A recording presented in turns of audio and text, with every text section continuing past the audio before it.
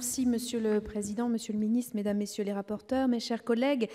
Cet amendement vise à insérer dans la stratégie nationale d'orientation de l'action publique un alinéa qui énonce que l'application par l'administration des principes et droits au bénéfice des usagers doit être conditionnée à une exigence de respect et de courtoisie des usagers envers l'administration.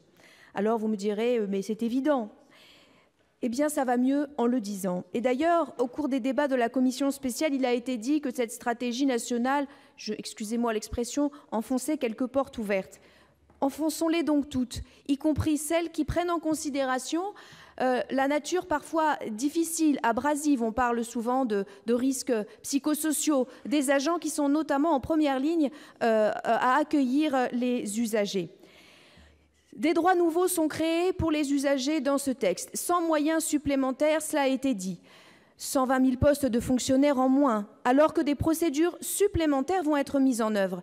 Monsieur le ministre, on ne peut se contenter de formation, certes c'est indispensable, ou d'outils informatiques, certes c'est indispensable, mais cela ne peut remplacer les postes supplémentaires pour mettre en œuvre des procédures supplémentaires. Car souvent, on nous dit que dématérialisation égale poste d'agent public qui ne serait plus nécessaire. Mais parfois, la dématérialisation produit un certain nombre de tâches supplémentaires pour un certain nombre d'agents du service public.